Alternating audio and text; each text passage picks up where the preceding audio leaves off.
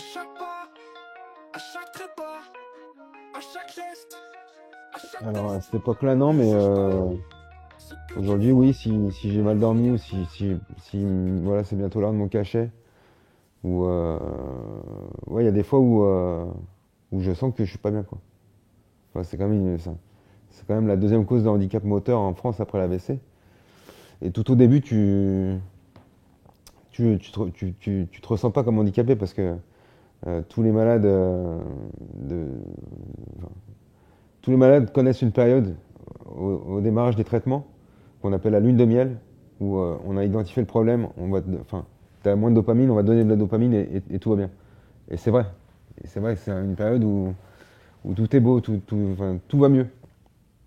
Seulement, une lune de miel, c'est pas éternel. Donc, voilà. Mais oui, après, en difficulté, non, parce qu'après, chacun le vit à sa façon, mais moi, le regard des gens m'indiffère. C'est-à-dire que même si je suis dans une période où, à un moment de la journée où je marche pas bien, bah, si j'ai envie d'aller chercher du pain en marchant pas bien, bah, je vais chercher mon pain en marchant pas bien. Et s'il y a quelqu'un qui me regarde ou qui se moque ou qui est interpellé, je pense que je le vois même pas parce que c'est pas un truc important pour moi. Donc difficulté sociale, non, difficulté physique, oui. Après d'autres difficultés, des fois on en rigole, hein. Des fois j'ai des dystonies. J'ai mon bras gauche qui se met comme ça, tu vois. Et il veut pas descendre. Donc des fois je passe dans le salon parce qu'il faut que j'aille m'allonger, quoi. Et donc ma femme elle me voit passer avec le bras en l'air comme ça. Donc voilà, on en rigole, mais oui, c'est des. Vaut mieux en rigoler, vaut mieux en rigoler, je pense. À chaque pas, Ben, c'est aussi le but quand j'ai commencé à faire des réseaux sociaux, à chaque test. en fait, quand je suis allé au CHU pour les premières fois, quand j'ai tapé sur Google, là, si tu tapes Parkinson sur Google et que tu appuies sur image, t'as 70% de cheveux blancs, quoi. Donc moi, j'en ai quelques-uns, mais voilà, je me suis pas reconnu, en fait. Je me suis pas reconnu et je voulais vraiment bah, dire que c'était possible d'avoir cette maladie avant 40 ans, de faire passer le message du sport aussi. Donc voilà, j'essaye de casser les clichés. Pareil, je tremblais pas. Donc là, on voit beaucoup ma main qui bouge. Donc c'est plus des dyskinésies, ça. Mais j'ai pas de tremblement. Et en gros, quelqu'un qui ne connaît pas, tu vas dans la rue à Montpellier, tu dis qu'est-ce que ça vous évoque Parkinson? Ils vont te dire les tremblements et les personnes âgées. Bah, j'avais envie de casser tout ça. À chaque pas, Alors, les symptômes, bah, justement, quand je parle des tremblements, tout le monde pense que Parkinson, à tremblement. chaque test. En fait, c'est un symptôme et il y en a une multitude, moteur et non moteur. Alors, je parle pas que pour moi, je parle pour tout le monde. Tu as donc cette lenteur généralisée, tu as des problèmes d'équilibre, t'as des problèmes de sommeil, tu as des problèmes de constipation, tu as des problèmes d'élocution, de déglutition, de dépression. Voilà. En fait, peut-être quand tu as l'image d'un navire là, t'as les tremblements là et t'as tout le reste qu'on voit pas. Donc, voilà, il y a une phrase que j'aime bien aussi, c'est Parkinson, c'est la moins connue des maladies connues. C'est-à-dire que tu dis Parkinson, tout le monde dit bah ouais, je connais. Mohamed Ali, il avait tremblé pour la flamme olympique. En fait, non, personne ne la connaît vraiment tant qu'ils ne sont pas touchés. Aujourd'hui, quand je prends mes cachets à l'heure et consciencieusement, voilà, le seul truc qui peut m'arriver, c'est d'avoir cette main qui bouge tout le temps. Mais ça, c'est aussi lié aux émotions. Parce que les émotions, le stress et les émotions vont venir amplifier nos symptômes. Donc là, cette main qui bouge, c'est tout ce qui peut m'arriver quand je suis branché. Voilà, moi, j'ai la pompe, les patchs et des cachets. Si je me lève le matin et que j'ai pas encore pris mon cachet, je peux marcher doucement. Voilà.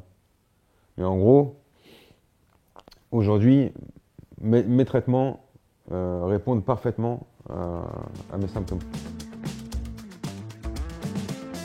Ouais, les effets indésirables, c'est que moi j'ai des dyskinésies à la main droite. Et en fait, les dyskinésies, c'est pas un symptôme de la maladie, c'est lié au traitement, c'est un surdosage.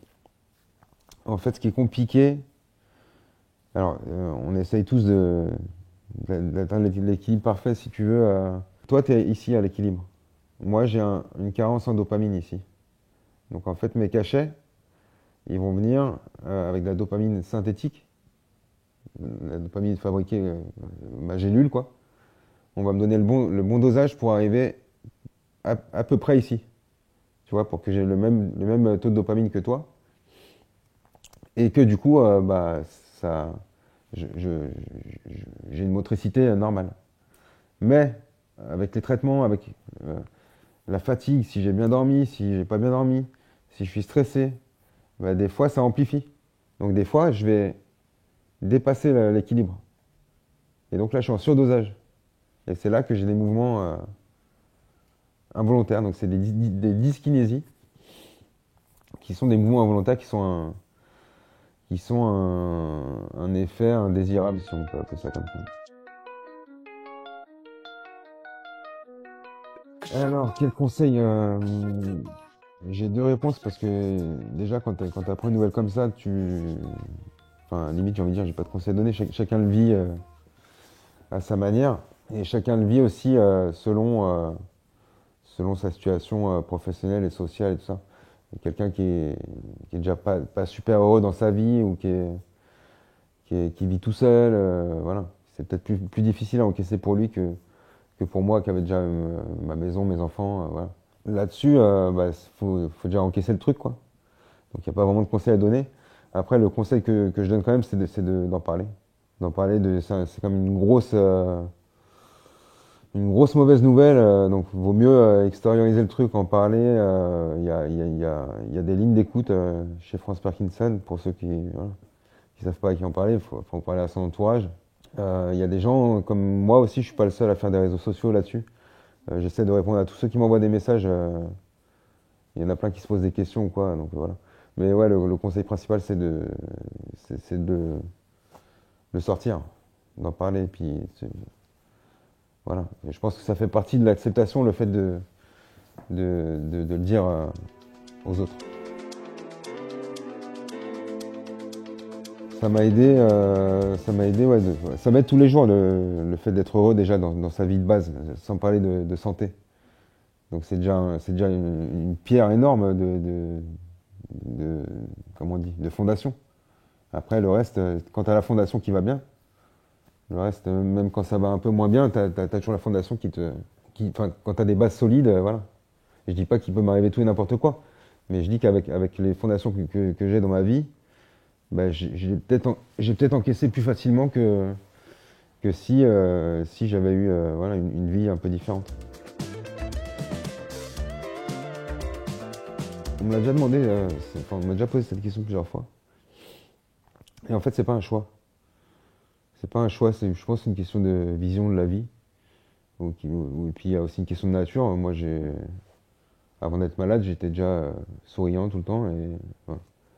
Et là, j'ai une bonne raison de faire la gueule, mais en même temps, ça va m'amener à pas grand-chose de mieux. Donc, de toute façon, voilà, d'un côté, je me dis, j'ai pas le choix. Et d'un côté, je le fais pas exprès. Donc, en fait, tu vois, je me dis pas, tiens, qu'est-ce que je pourrais faire aujourd'hui pour être positif En fait, ça vient tout seul. Après, il y a quand même des jours où je suis un peu moins en forme que d'autres. Mais enfin, je vais te dire, 90% du temps, je me lève de bonne humeur. Il y a une opération qui est enfin, la stimulation cérébrale profonde, qui consiste à aller implanter deux petites électrodes dans le cerveau. Voilà, ça c'est la solution ultime, parce que la maladie évolue. Et donc si ça continue d'évoluer et que les traitements ne correspondent plus, ou je suis obligé de prendre trop de cachets, ou quoi, voilà, si je me projette un petit peu dans les années qui arrivent, je pense que l'opération, elle va venir. Elle va venir. J'ai fait les tests d'éligibilité à Marseille, à la Timone, et je suis éligible à l'opération. C'est une bonne nouvelle, parce qu'il n'y a que 15% des malades qui sont éligibles à cette opération. Puisqu'il ne faut pas être trop vieux, il ne faut pas avoir d'autres problèmes de santé. Donc j'y suis éligible, je me sentais pas sur le moment d'y aller parce que j'avais l'impression enfin j'ai toujours l'impression de ne pas avoir assez de troubles moteurs pour aller prendre ce risque-là maintenant.